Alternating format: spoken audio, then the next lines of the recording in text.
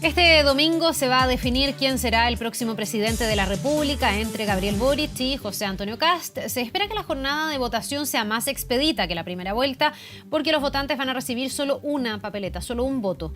¿Cuáles son los resguardos que hay que mantener al momento de sufragar? ¿Qué elementos deben portar también los electores? Bueno, vamos a hablar de todos estos temas prácticos junto a Andrés Tagle, presidente del Consejo Directivo del Servicio Electoral. Muchísimas gracias por estar con nosotros, Andrés, muy bienvenido. Buenos días, un gusto de estar con usted y a su disposición para todo lo que le interese. Bueno. Hablemos de cosas prácticas primero, después le pregunto por la expectativa en general de esta elección, pero en el tema práctico, ¿me va a tocar como elector votar en el mismo lugar de la otra vez, en la misma mesa? ¿Ha habido algún tipo de cambio o no? La vez anterior había habido cambios y hubo gente que estuvo confundida. Para esta, ¿queda todo igual? No.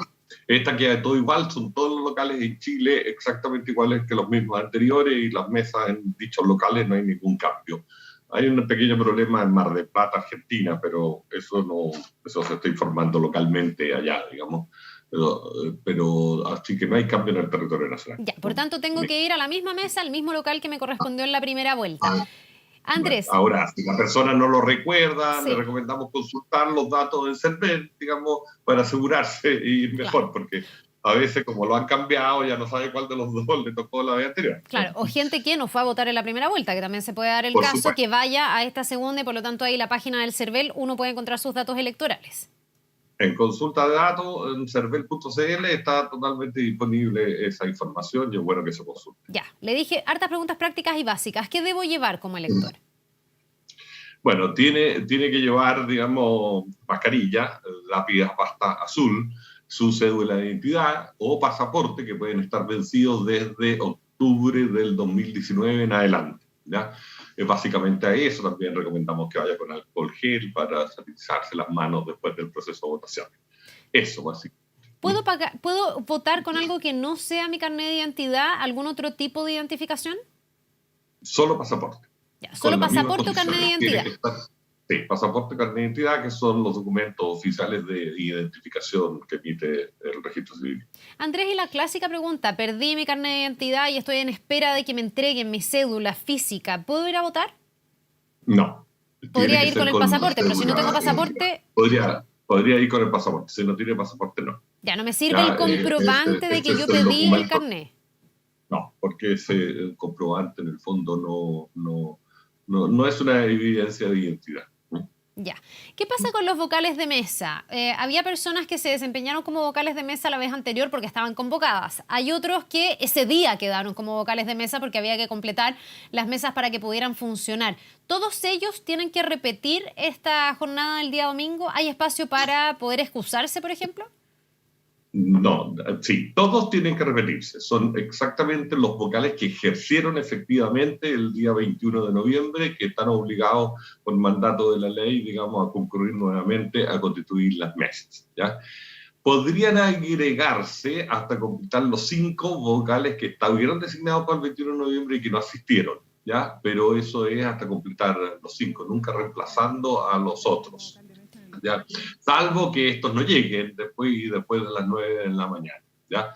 Donde el delegado tiene la función de completar las mesas. Ahora, no hay un periodo de excusa, y si hay excusa sobreviniente entre un periodo y otro, que pueden ser básicamente razones de salud o de distancia física muy lejos del local por diversas razones, las tendría que presentar ante el juez de policía local cuando sea citado en esa oportunidad y con la documentación que lo demuestre, pero no hay una instancia previa de excusa. Perfecto. Usted me dice, todos los que ejercieron como vocales la primera vuelta tienen que ser vocales la segunda. Los que más patalean son los que llegaron ese día, que no habían sido designados como vocal de mesa, pero que los casaron, digamos, con Z, para quedarse ese día y completar las mesas. Ellos también tienen entonces que volver a tener este rol este domingo. No pueden excusarse, no pueden patalear, porque son como vocales accidentales, por así decirlo.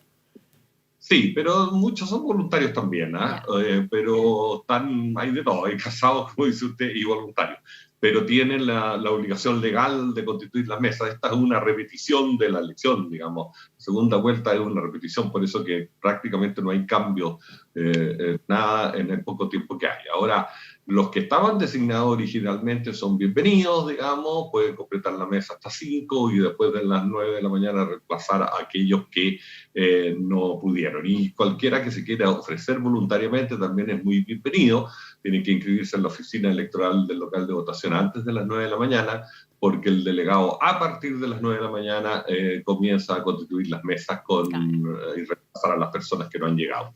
Ahora, usted me dice que las personas ahora no tienen la posibilidad de excusarse, no hay este espacio para excusarse y que corra la lista como pasa para la primera vuelta. No. Esa excusa va a ser posterior a la elección. Una vez me dice usted que las personas sean citadas.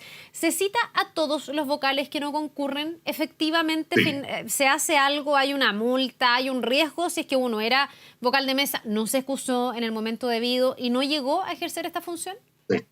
Sí, nosotros mandamos todas las nóminas de las personas que no llegaron debiendo hacerlo hecho y no se excusaron oportunamente. Cuando hubo periodo de excusa, a los juzgados de policía local, y ellos lo citan y aplican las sanciones. Es muy importante primero que la persona vaya a la citación, ¿ya? Hay muchas personas que tampoco van a la citación y después están reclamando sus multas en la televisión. Yo he visto mucha gente que no concurrieron e incluso le aplican rebeldía a los juzgados por no acatar sus decisiones, digamos que ya es una cosa que escapa a nosotros. Claro. Pero está la posibilidad de excusarse ante el juez de policía local si la persona tiene una causal demostrable, por ejemplo, un certificado médico de que estaba enfermo o que tenía COVID, digamos, ahora va el 19, y lo puede hacer en esa instancia, digamos, pero muy importante que concurra. Y hablo de sobreviviente, porque era una causal que no la tenía, obviamente, el 19, donde él ejerció, el 21 de noviembre, donde él ejerció el cargo. Claro, yo me imagino que debe pasar harto esto de que se excusan después en el juzgado de policía local aquellos que están en la segunda nómina para la primera vuelta, porque ahí tampoco hay espacio de pataleo. Uno tiene que concurrir y si tiene algún problema no va y después tendrá que demostrar por qué no fue. Claro, pero en este caso son excusas sobrevivientes, o sea, excusas por razones de edad, por razones de cargo, etcétera, etcétera, son muy poquititas las que ahora se aplican. Básicamente, ¿no es cierto?, se aplica a enfermedades, se aplica que la persona por distintas razones se encuentre a una distancia de más de 200 kilómetros del lugar. Se puede aplicar a alguien que tenga turno en un hospital, digamos, que también es una causal de excusa. Un embarazo sobreviviente en el último mes es un poquito, raro, pero también podría ser. Andrés, se ha dicho, ustedes como CERVEL han dicho que esta debería ser una elección más expedita. Claro, desde el sentido común también uno piensa eso porque es un solo voto, hay que elegir solo entre dos candidatos y no es esa sábana gigantesca que teníamos para la primera vuelta. Yo no sé si ustedes tienen un cálculo respecto de cuánto debería bajar el tiempo de la votación. Yo sé que en votaciones anteriores lo han medido, cuánto se demora una persona dentro de la Cámara Secreta. ¿Ustedes tienen como la proyección de cuánto menos debería durar el proceso para cada elector o el proceso global? Yo diría que menos que la cuarta parte. ¿Por qué? Porque antes eran 4 votos y ahora 1, y porque el voto es mucho más. O sea, antes teníamos a la sábana que tú dices. Entonces, ¿pero no se calculó cuánto le tomó a cada elector votar en la primera vuelta, por ejemplo? Sí, hay entidades académicas que han hecho esos estudios, pero es que es muy variable dependiendo del tipo de persona y del conocimiento que tiene la persona con los candidatos y de su situación de capacidad. A mí me tocó esperar a una persona que estuvo como 10 minutos, justo me tocó antes, pero era una persona obviamente con problemas de capacidad, digamos, ¿ya? O de discapacidad, una persona muy mayor. Pero en general creemos que es 1 minuto y podemos, o sea, las mesas están preparadas para atender a los 350 electores que tienen sin mayores problemas si todos ellos llegan. Ahora, la pregunta, obviamente siempre hay una concentración en la hora pica, alrededor de la 1 de la tarde, digamos, ¿no? Entre 1 y 2 de la tarde, porque a la mayoría de la gente le gusta levantarse temprano y ir a votar antes del almuerzo. Ahora, si todos hacen lo mismo, obviamente se nos produce esta concentración. Ya, ahora, debería ser un proceso más corto y no debería darse el problema que tuvimos en la primera vuelta de que después de las 6 de la tarde había gente fuera de los locales y ahí siempre quedó como la duda del criterio que se aplicó, porque en algunos lugares se dejó que las personas votaran, en otros vimos que cerraron las puertas y no se logró que esas personas votaran, lo que generó harto reclamo también. A ver, eso no es tan cierto. En general, nosotros alcanzamos a dar instrucciones al jefe de la plaza, al menos de la región metropolitana, de donde más estuvo este problema, porque además la región metropolitana tiene una cifra de participación muy alta y se abrieron los locales de votaciones que se habían cerrado.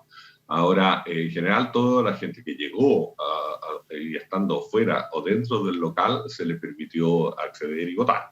¿Ya? Es personas que quedaron sin votar, que llegaron con posterioridad a las 18 horas, ¿ah? Y bien posterior, ya yo diría pasadito unos 15 minutos. Ahora, no creemos que vamos a tener ese problema, vamos a tener una elección más normal, donde entre las 5 y las 6 de la tarde en general los locales están muy vacíos, por lo que te dije anteriormente, porque el procedimiento hoy día es muy rápido, ¿ya? Es muchísimo más rápido que el anterior. Andrés, y eso significa, me imagino, que los resultados van a estar antes esta vez. ¿A qué hora estiman ustedes que ya deberíamos tener, no sé, un primer cómputo, un primer consolidado importante para saber finalmente cómo va esta elección? Sí, sí, va más rápido porque depende también de la cantidad de gente que vote. El escrutinio depende de los votos que hay que contar en cada mesa y obviamente terminan primero las mesas que tienen pocos votos y terminan más tarde las mesas con más votos y eso genera ciertos cambios de repente en los resultados dependiendo de los lugares geográficos. Pero sí, el escrutinio es más rápido con 2 votos y el acta es más rápida de llenar con 2 candidatos y por lo tanto deberíamos ir más adelantados que en la primera vuelta. Deberíamos tener ya los primeros datos de Chile, que siempre como a las 6:15 aparecen los del extranjero, deberíamos tener los primeros datos de Chile alrededor de las 7 de la tarde y entre 7 y 8 el grueso. Y yo creo que a las 8 van a haber tendencias para estar más o menos muy cerca del final, cerca de las 9 de la noche.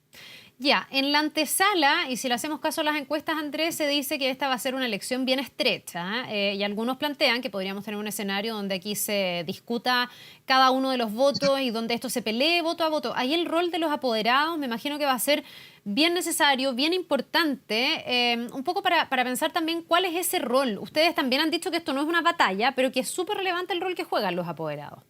Así es. Nosotros hemos defendido ese rol y hemos jurado, digamos, que se respeten todos los derechos de los apoderados. Ellos ejercen un control ciudadano que es básico, que de larga controlan que la mesa haga las cosas correctamente, que las actas, que los escrutinios sean transparentes ante todo el mundo y ante el público. Muchas veces no hay público, pero sí hay apoderados, y que las actas reflejen lo que dice el escrutinio, digamos. Y por lo tanto defendemos su rol.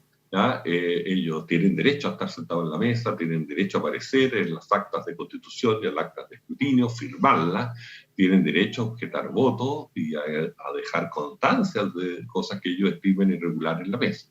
Y si hay disputa, nosotros hacemos presente que están en nuestro sitio web disponible, están en YouTube disponibles videos que tienen que ver cómo es el proceso de la elección y cómo es el escrutinio, oficiales del CERVEL, que son muy didácticos, cortitos y que lo puede mirar la mesa y los apoderados como entrenamiento y así dilucidar las disputas de cómo se tienen que hacer las cosas.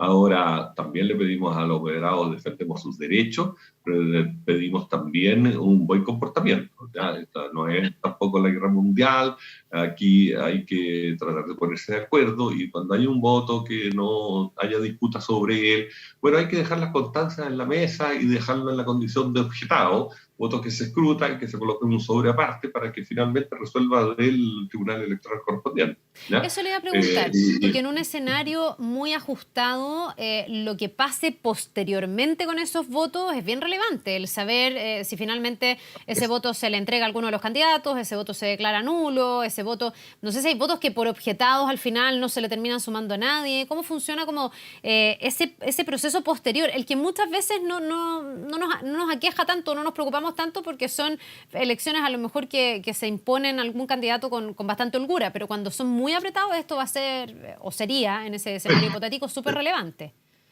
Bueno, tienes toda la razón. Estos procesos están en la ley y se han aplicado siempre en todas las elecciones. Normalmente no tienen mucha cobertura en la prensa porque ya está todo definido, resuelto. claro. Está resuelto lo que más le importa a todo el mundo. Pero no te creas, hoy día hay algunos cobres que están en disputas bien estrechas en tribunales, digamos, regionales, y después probablemente pasan el Tricel y también hay unos casos de diputados. ¿Ya? Siempre se producen algunos, pero es raro que haya a nivel presidencial. Ahora podría ser. Ahora, son varias etapas. Primero, hay que tener en cuenta que el acta de la mesa salen 3 ejemplares del acta. Un acta nos llega a nosotros, con lo cual hacemos los resultados preliminares. Los resultados preliminares de nosotros no tienen un valor legal, no tienen la capacidad de proclamar un candidato, quedan hasta ahí. ¿Ya? Esos resultados ni siquiera los va a considerar el tribunal. Entonces cumplen una función informativa. Al día siguiente de la elección se reúnen los colegios escrutadores. Esos toman el resultado nuestro, pero lo corrigen, lo modifican de acuerdo al acta que les llegó a ellos, no a la nuestra, la que les llegó a ellos, y lo dejan, digamos, usan nuestra digitación para no tener que digitar todo de nuevo, pero en el fondo la adaptan y la corrigen de acuerdo al acta de ellos, y eso ya comienzan a ser resultados oficiales que puede considerar el tribunal. Ellos levantan actas también. Los colegios escrutadores están conformados por ciudadanos, igual que los vocales de mesa, dirigidos al azar y con un ministro de fe. Y la tercera etapa más importante es la del tribunal, sin duda.